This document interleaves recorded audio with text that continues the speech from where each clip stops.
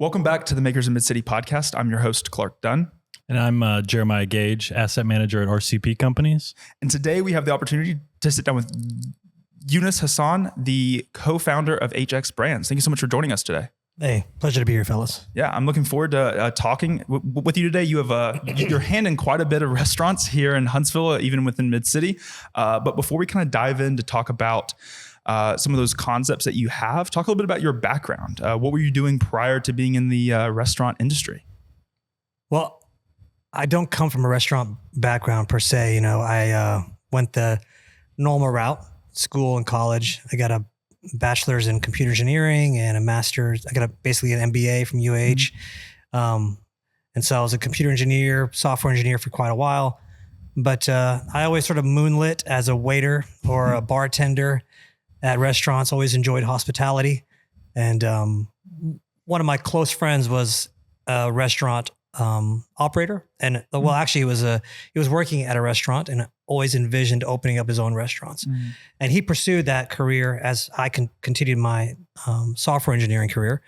And, you know, that's what I did. And I'm just jumping to the end of the story. We're just such close friends. We always wanted to do a business together. And we looked at a bunch of different options and we just sort of settled in restaurants and hospitality. Wow. And when did you open or get that first concept here in Huntsville? Yeah. So involving me, 2016, we opened up, and I'm wearing the shirt right now. Well, actually one of our fresh merch that just dropped today, Chop and Fresh, Chop Fresh Salads here in Huntsville, Alabama.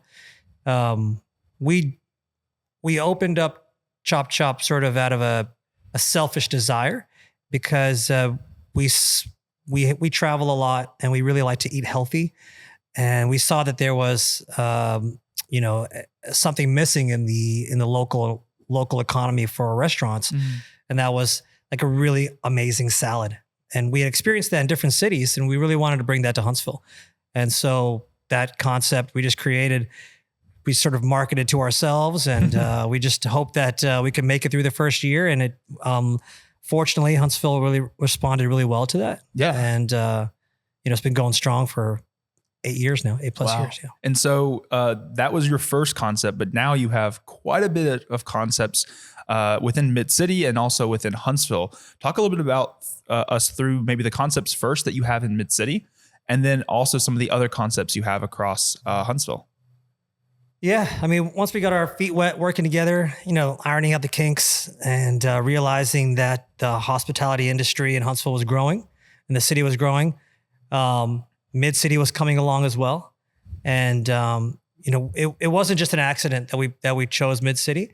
But some of the projects that we're working on in MidCity that we currently have right now is with the group, and we have a very large group. So I'm here talking on behalf of like 50 to 60 people. Wow. So I'll be the last person, probably the very last person to take full credit. But I definitely feel like I've had a hand in the group's success, but it's the entire team. And one of the very first concepts that we brought to MidCity was Kamado Ramen. And that's the ramen store here, just right off of University Drive. You go straight. We've got Kamado Ramen, which is a homegrown ramen brand. We actually make our noodles here in town as well. Wow. And everything's made pretty much from scratch. And at the same time, we opened up a franchise. So we even though we really like to focus on our own homegrown concepts, when we see a brand that we admire, we'll reach out to them and say, hey, could we be the first franchise to open in Huntsville? We don't want to open up the third location of a franchise somewhere. We want to bring something new to Huntsville. And that's when we brought in Kung Fu Tea. Okay. And so Kung Fu Tea and Kamado Ramen opened up very early, February of 2020, I believe. Could be wrong, but because time goes by real fast in the restaurant industry. But it was 2020 was a rough time. But anyways, Kamado Ramen, Kung Fu Tea. We opened up Tous Les Jours. You'll notice they're all right next. If you're familiar with MidCity, they're right next to each other. Tous Les Jours is another franchise that we brought in. Something that me and Jim went to New York about 10, 11 years ago. It's a Korean bakery. And we were just like, man, wouldn't it be cool to have this bakery in Huntsville. We weren't even thinking about operating it. We're just like, it would be so cool. And we're like, that'll never happen. Huntsville's not as big as New York. But as MidCity was growing, we were like, hey, we could use this to attract a brand like Tous Les Jours to come to Huntsville. And so we were able to reach out to them and say, hey, Huntsville's growing, #1 city to live in, United States. MidCity is attracting all these cool concepts. And we talked them into creating the first franchise in the state of Alabama, even before Tennessee got one. Wow. And so Tous Les Jours has been doing fantastic. Great time now to, we're, depending on when you're listening to this, there's Christmas cakes, there's Valentine's Day cakes. And of course, Mother's Day is our busiest day of the year when it comes to cakes. And we've got amazing coffee as well. Yeah. I could talk for hours on that one, but those 3 concepts are the ones that are open right now.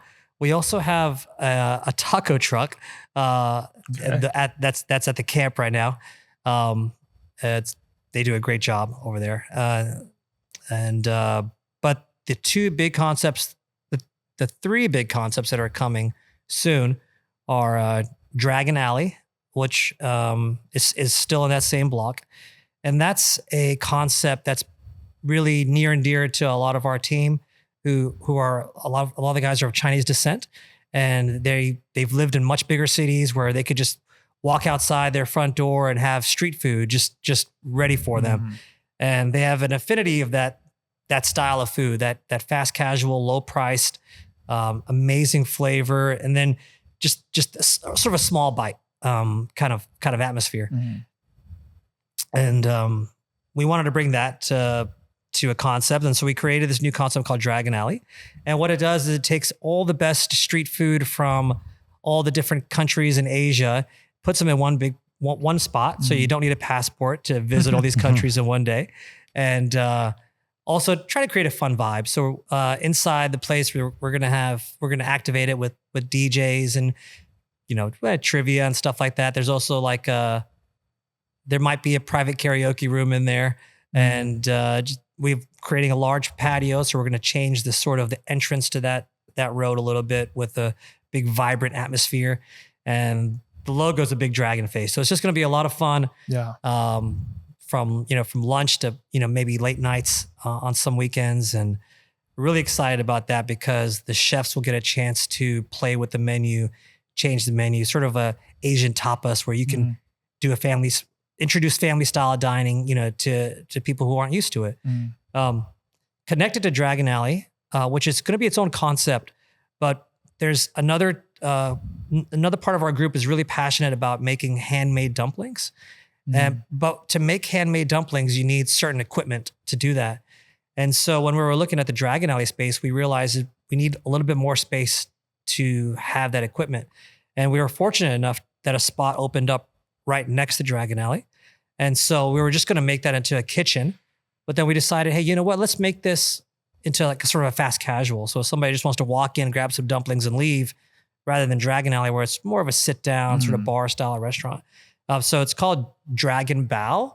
And bao is Chinese for those dumplings that, if you ever see a picture of a cute little dumpling, or if you've ever been to a restaurant called Din Tai Fung, like just anything that's rolled up into a ball of dough, different levels of thickness. And so that place will be making handmade dumplings all day long, fresh. And you can buy those dumplings inside Dragon Alley as well, or you can just walk into Dragon Bao and just get dumplings on the go. Yeah. And it's incredible just to think through, how that first concept here of opening up, Kung Fu Tea and Komodo Ramen to then now having 3 operating ones providing a variety of different services. I mean, like the what you get at Komodo Ramen and you definitely can't get at the at the bakery and vice versa. So it's interesting just to see kind of how you've almost HX Brands has almost set sort of the stage for when people come into MidCity for the first time. They're seeing a lot of your restaurants all back to back to back to back. Jeremiah, talk a little bit about how RCP as MidCity is continuing to grow, work with people like Yunus and his team to come up with concepts and to kind of see what's fitting in the market as MidCity is continuing to grow and has a long way to go. Yeah, of course. I mean, of course, Jim and Yunus Jim and Yunus, you guys have been excellent partners. We partnered with you outside of MidCity even before this. And that's why we wanted to bring you to MidCity to offer that diversity in terms of food options. You go to Huntsville, Huntsville has, certain foods everyone likes, but we wanted to make MidCity something that everyone liked, but also something a little different than what you'd find in the rest of Huntsville, to offer a little bit of different, number one, high quality food, and number two, a diversity in different food types. And so as you can see, Tous Les Jours, Kamado ramen, and even across that entire strip, including Blue Oak, Salt Factory, Tupelo Honey, we're trying to create a place where people can come, and if someone wants to go to one restaurant and another person wants to go to another restaurant, they can. We want to offer that range of selection for the average Huntsvillian. And so I would say we want to continue partnering with people like Jim and Yunus, who have been absolutely excellent partners and we work closely with. And I think, for me, I personally love Kamado ramen. Like Awesome. Every time I'm here, every time I stay, because I stay here at Metronome, I can walk over to Kamado ramen and enjoy, what is that called with the omelet? The Oma rice. Oma rice, man. That is like my favorite dish. It's so cool. It's so good. Over the fried chicken katsu, highly recommend it to everyone with the curry gravy. Yes, sorry, he got me getting me hungry right now. No, you're good. the curry rice bowl is probably my go-to. Right, and it's incredible. It's to see, and I bet you've seen it from the numbers on the restaurants here as MidCity's growing and more people are living here. People that the foot traffic that y'all are getting as MidCity is continuing to grow. The Orion brings in new people. How do you go about creating a concept and thinking, hey, here's what Huntsville has, here's what Huntsville doesn't have, here's what we can bring, and here's what we'll do well? Because there's a lot of things you can bring, but not everything's going to do well. Yeah, I wish we had a more defined process. I think out of all the restaurateurs in Huntsville, I feel like Jim and I are the risk takers. I feel that way because I respect all the restaurateurs that are in Huntsville, but a lot of times the concepts that they bring are, tried and true money makers and that are established concepts. You've got, big, like whatever, Chick-fil-A or things like that, Starbucks, big brands. And we tend to have, again, like I'll say it again, a selfish viewpoint where there's foods that we travel for, that we eat, like Oma rice, real Japanese, curry flavor, a really nice salad that wasn't pre-made like yesterday. And so the way we come up with concepts is, what do we like? What can our team produce? And if we can't produce it, is there a really strong chain or like a really strong franchise out there that we could partner with that we could bring to Huntsville and be one of the first to bring that concept to Huntsville? And so that's sort of our process. Yeah. With Dragon Alley, we've seen other concepts and we've reached out to other people that have a similar type of style of product. And we said, hey, could we partner with you guys? Could we work together? And for that particular concept didn't work out, and we're like, hey, we can just do this ourselves because we've got that knowledge in-house. But with someone with like Tous Les Jours with a bakery, we really didn't have a baker in-house. Almost all of our team are really highly trained sushi and ramen chefs. And so like those are some of the hardest things to learn anyway. So if I ask them to, hey, could you figure out how to make fried rice? They're like, yeah, we can figure that out in 10 minutes. So but baking is different. So that was something that we had a lot of high trepidation about. But when we were able to bring in a franchise that said, hey, we believe in Huntsville, then we said, let's go. And if I can add to that, the reason, you guys are taking risk, that is what we're looking for at MidCity. We like something that's out of the status quo, right? And that's, we're even seeing that work though. We have, from an asset management perspective, seeing foot traffic go up in your restaurants. What are we thinking about our RCP? What is driving people to the district? And concepts like Kamado, like Tous Les Jours, like Kung Fu Tea, they all have driven foot traffic in ways that number one, have exceeded our expectations. So Great. I think, that to us is so important. We want to look to keep expanding with Dragon Alley, having people, come to the district looking for something that they're not going to find anywhere else in Huntsville. Yeah. And I think it's cool. It's like having that casual dining experience. There's a lot of, it's nice to have at MidCity, especially with events and things going on. You want a quick grab and go kind of thing. But then having that restaurant like Dragon Alley, that is a sit down restaurant, that is sort of an experience, Right. Is adding a new level of restaurant experience to MidCity as a whole. You mentioned a little bit about it earlier of just kind of curating a team of people that have the skill sets to support the concepts that you want to create. How tough has it been to find that workforce, to find that people in hospitality as you've grown your concepts from having one or two to now having, dozens? I mean, that's the most challenging aspect. And I think in almost any business is you can have the best idea, the best concept, but unless you surround yourself with talent, it'll never get executed. And especially if you want to expand and grow. We are fortunate enough to have individuals that are, it's not just me and Jim recruiting. We have people in our team that are actively recruiting as well. So somebody might say, hey, this guy who started off as a bartender, he's shown a lot of promise. He wants to work in the kitchen. And then a year later, he's like, hey, I want to open my own restaurant. And I'm like, all right, well, let's figure out what we can do. So we definitely like to promote from within, and we support our team. So sometimes it's, somebody who just comes in to be I'm using an example. They say, hey, I just want to work on the weekends as a busboy or whatever. That we don't really have that at our restaurants, but if that were the case, and then they said, hey, you know what? I want to pick up how to make ramen. Well, okay, let's do it, or hey, I want to be a general manager, or hey, I want to switch over to HR and help you hire and find more talented people. So it's 30% of the job just to keep the team active. Like right now I'm working on, stuff for our holiday parties and things like that. So, we break bread together too. So it's like a family. For us, it's not just make a restaurant, go on to the next restaurant. It's make a restaurant. And the easiest part is actually the part that I'm often doing is just making the concepts, doing the build out. The hard work comes in is, can we maintain this? Can we make the product better? Can we make the family better? Can we make the team better?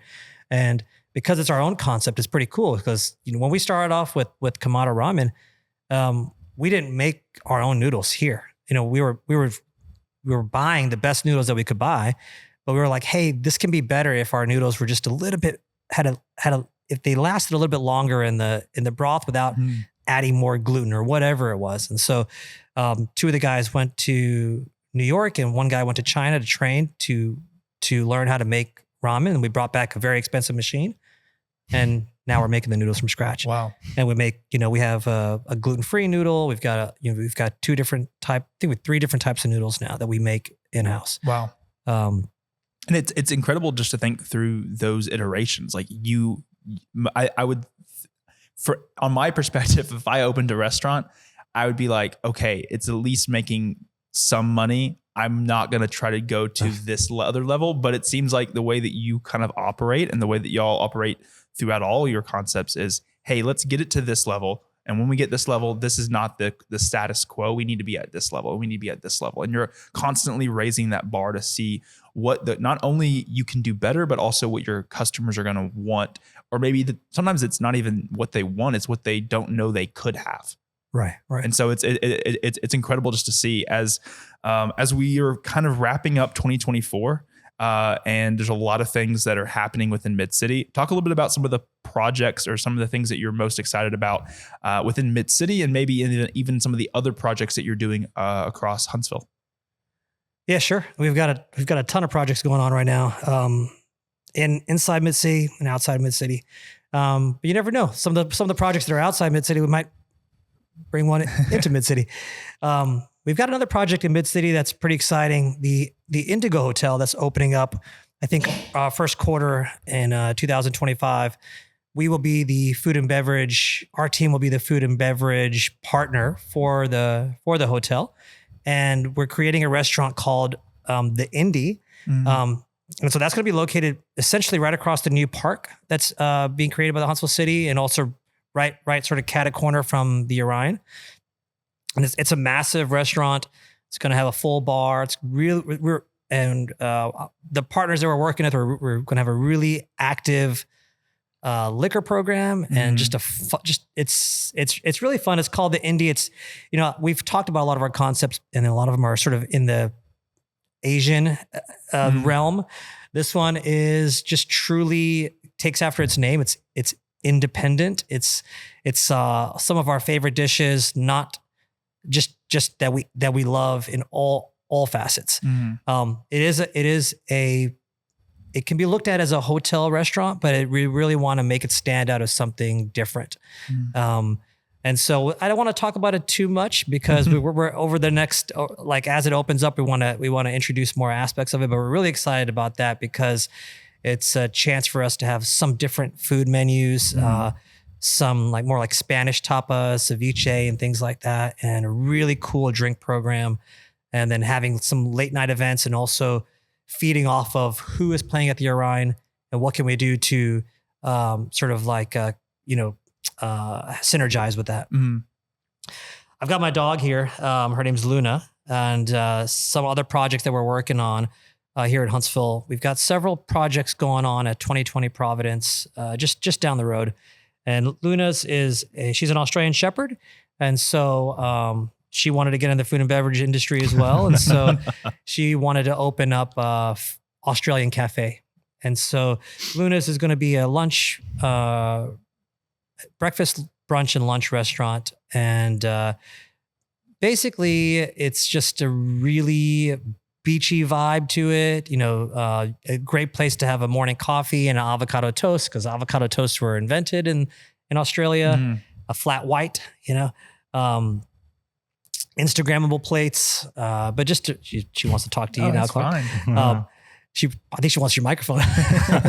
But and we'll have breakfast pizzas over there too, and I think during Thursday through Friday we'll be open up a little later. And next to Luna's is a place called the Providence Bar, and that's just a higher end bar with I'm also I just got my level 1 accreditation to be a sommelier. Okay. And I'm working on my level 2 SOM with the Court of Master Sommelier program to be a certified SOM. So hopefully by mid next year, I'll have that accreditation. I've been drinking a ton of wine. I need your help picking out some wines. So please. After this, I can definitely give you some suggestions. Or come by the Providence Bar, and we'll have wine flights and full menu, and we'll have a pizza oven in the back as well. And that'll stay open a little later after Luna's closes. And a franchise that we're bringing in first time in Northern Alabama, because I believe there's one in Daphne. It's called Wits, WHIT Custard, and that should be opening around Valentine's Day. Okay. So yeah, Wits Custard, first location in Huntsville. Really excited to bring that in town. Amazing ice cream, and there might be some collabs with Luna's where I bring some of that vanilla custard over to make some affogatos over there. So wow, that's really exciting. And we've got a couple of other projects, but we've got one more project here at MidCity that's got a confidential secret name to it. So maybe on the next podcast we could talk about that one more. Sure. But that one's going to be really exciting. Yeah, and I guess kind of like one of the final questions I have. I mean, thinking through all these concepts as someone on the outside looking in, it seems like you got your hands in a lot of different things. There's a lot of things going on at once. I mean, you talked about a lot of things that are opening up 2025, a lot of the things you currently have opening. What does a typical day look like for you in, managing people, managing restaurants, thinking of concepts? Like, what does it look like? Well, I had a day job as a director of customer services for like the last 15 years. I just stopped working there in November. So with all the projects that are coming in now, it's been a little bit of an adjustment not having the day job, which is nice. It's a ton of stress off my plate. But a typical day for me is, we're in a really busy construction phase right now. So we've got Dragon Alley, Luna's, Wits, Providence Bar. I feel like there's one more that I'm forgetting, but that are all under construction right now. So after we leave here, I'm going on site to Luna's just to check on some construction. So if there's construction going on, I'll normally go early to see if there's any issues. You know, just like you're building a house, somebody puts a switch in the wrong place. There's only one time to get that. You got to get it before they put the sheetrock up or whatever, you know. But when the restaurants are operating, normally what I'll do is in the mornings, you know, I'll stop by some place like Tous Les Jours first. Sort of, they open up the earliest. I'll go by there, and because we work on a owner operator model, so like our partners, some of our partners are dedicated to one restaurant or two restaurants, and so I'll go there and I'll ask them if there's anything that they need, or if there's usually my role becomes sort of a repairman. So when you own restaurants, you wear a lot of hats. And we sort of gravitate to where our expertise is. My partner, Jim, he's also a maintenance guy as well. And he's an operational guy as well, since he owned his own restaurant for years. I Love Sushi, you know, just by himself, just running that place every day. So he can immediately walk into a restaurant and within 30 seconds, identify all the problems that need to be fixed, because just that owner's mentality and the eye for things. And so we like to touch the restaurant. So absentee ownership in the restaurant and hospitality business is the worst, because you can't just say, I'm just going to throw some money at a thing and walk away and then the restaurant will run fine, because you got customers coming in every day. You should go in every day as well and make sure that their experience is perfect. You know, when I walk in the door and there's fingerprints on the glass, I don't ask somebody else to clean it. I wipe it down. You know, that's just our mentality. And that's the beginning of the day. And then it just, whatever happens after that. Whatever happens after that. I mean, I think that's a great, I mean, I think the mentality that y'all have of, you know, you do wear many hats, but you're not above being able to clean something or fix something, or, you know, it's not only is it y'all's livelihood, but it's the people that are working with you's livelihood. And so being able to, you know, put your, you know, in the cliche thing, put your money where your mouth is, and be able to, you know, actually like get your hands dirty and like fix things and make things happen. I think that's a testament to the success that y'all have had. And it's incredible just to think about what you've already been able to accomplish, but then what 2025 is. And I think it's going to be a pretty cool year for HX Brands, for MidCity as a whole. And we'll definitely have to have you back on the podcast sometime in 2025 and talk about some of the projects maybe we couldn't talk about yet, but we can talk about hopefully in a few months. But I appreciate you being here. Clark, can I ask one more thing? Sure. You know, Yunus, we love working with you guys here at MidCity. We're excited for the future projects that we've got coming on at MidCity. And we want to know that we also support like all your projects outside of MidCity as well, because you guys, you're basically like family to us, right? You've been with us through the thick and through the thin, and so just wanted to let you know that we really care about you guys, and we feel like you're family, part of our family at the RCP companies. I did want to ask, outside of the restaurant, as a business owner here in MidCity, you know, what are you looking forward to outside of like restaurant here in MidCity in 2025? Oh, I mean, there's so many things. The Octo Hospitality Group does an amazing job in all the events they put together. So even the ones that are already scheduled, you know, I know Whistle Stop is going to come. I know Camp to Amp is going to come. We love those festivals that they put together that activate the entire space. I mean, I would be lying if I'm not excited for all the events that happen at the Orion. I know that's sort of, you know, that's their thing, but it's involved in MidCity. You know, we're in the Metronome space right now, and I can see the construction over here on the left-hand side. So I'm imagining when this podcast goes out, this landscape will look completely different. I'm excited about renting a kayak and going out there on the lake. So, you know, I feel like every month there's something new. There's a new road that I can, oh, hey, is that road's not blocked off anymore. I can drive through. You know, the RCP vision is the reason why we keep on investing all of our time and our livelihoods into MidCity as well, because we believe in the vision that the team has has shown, and they haven't just shown it. Like we've had other developers say, "Oh, this place is going to be beautiful. There's going to be a water slide and magical fairies and all this stuff," you know. And me and Jim were like, "Yeah. The rent's cheap. Let's just do it," you know. But at MidCity, well, you know, you guys talk the talk and walk the walk. You know, everything that you've promised, you've delivered and over delivered as well. And you continue to invest money into the community and you know, events like this and asking us for feedback as well. Not just saying that we'll ask for feedback, but asking for feedback and then acting on it as well. So we look forward to the continued relationship and the back and forth conversation and the growth. And we're excited to be part of it. Yeah, awesome. I mean, I think I had a great time learning a little bit more about what it is you do. I think I knew you had your hand in a lot of things, but I think looking at 2025, you're gonna have your hands in a lot more things. Yeah. But it's exciting. Look forward to kind of the success you'll continue to have in Huntsville and MidCity for years to come. And we'll be sure to have everything in the episode notes. So if anyone wants to find out any information, they can visit there. But thank you so much for being here. Yeah, thank you.